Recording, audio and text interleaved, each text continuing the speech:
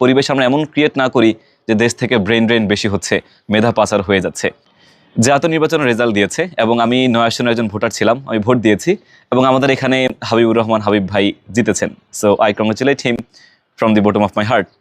তো তার পাশাপাশি যারা আপুর নিয়েও একটু খারাপ লাগছে যে ওনার মধ্যে একজন স্কিল এডুকেটেড পার্সন দেশের জন্য কাজ কিছু করার জন্য আসছে, ওরকম হয়তো সুযোগ হয়ে ওঠে নাই। তো ভেবেছিলাম উনি আবার যেখানে ছিল ইউকেতে ব্যাক করবে, সেখানে গিয়ে আবার নতুন তার পুরনো জীবনটাই আবার বেছে নিবে, কিন্তু এমনটা না হয়নি। উনি দেশেই থাকবেন, উনি খিলগাঁওতে থাকবেন এবং উনি নতুন করে আবার কাজ করবেন, সমাজের জন্য কাজ করবেন, আপনার আমার জন্য কাজ করবেন। সো এটা ভেবে খুবই ভালো লাগছে।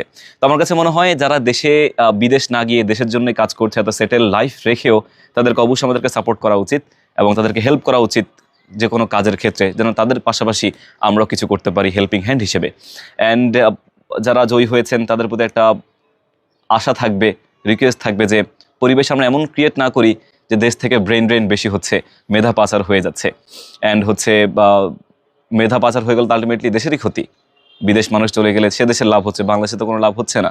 যেমন পরিবেশ না হোক, মেধাবীরা বাংলাদেশেই থাকুক, বাংলাদেশকে সাপোর্ট দেখ, সার্ভিস দেখ, এবং আমরা সাধারণ স্টুডেন্ট, সাধারণ পার্সন হিসেবে যেন তাদেরকে সাপোর্ট করতে পারি, হেল্প করতে পারি, সেরকম পরিবেশ ক্রিয়েট হোক। সো এটাই আশা করি। নতুন বাংলাদেশে সবাইকে স্বাগতম, সবাইকে নতুন বাংলাদেশ শুভেচ্ছা জানাই। Thank you so much. পরিবেশ আমরা এমন ক্রিয়েট না করি যে দেশ থেকে ব্রেন ড্রেন বেশি হচ্ছে, মেধা পাচার হয়ে যাচ্ছে। জাতীয় নির্বাচনের রেজাল্ট দিয়েছে এবং আমি নয় আসনের একজন ভোটার ছিলাম, আমি ভোট দিয়েছি এবং আমাদের এখানে হাবিবুর রহমান হাবিব ভাই জিতেছেন। So I congratulate him from the bottom of my heart. তো তার পাশাপাশি যারা আপুর নিয়েও একটু খারাপ লাগছে যে ওনার মধ্যে একজন স্কিল এডুকেটেড পার্সন দেশের জন্য কাজ কিছু করার জন্য আসছে, ওরকম হয়তো সুযোগ হয়ে ওঠে নাই। তো ভেবেছিলাম উনি আবার যেখানে ছিল ইউকেতে ব্যাক করবে, সেখানে গিয়ে আবার নতুন তার পুরনো জীবনটাই আবার বেছে নিবে, কিন্তু এমনটা না হয়নি। উনি দেশেই থাকবেন, উনি খিলগাঁওতে থাকবেন এবং উনি নতুন করে আবার কাজ করবেন, সমাজের জন্য কাজ করবেন, আপনার আমার জন্য কাজ করবেন। সো এটা ভেবে খুবই ভালো লাগছে।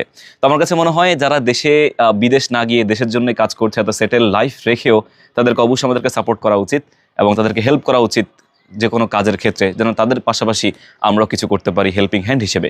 অ্যান্ড যারা জয়ী হয়েছেন তাদের প্রতি একটা আশা থাকবে, রিকোয়েস্ট থাকবে যে পরিবেশ আমরা এমন ক্রিয়েট না করি যে দেশ থেকে ব্রেন ড্রেন বেশি হচ্ছে, মেধা পাচার হয়ে যাচ্ছে।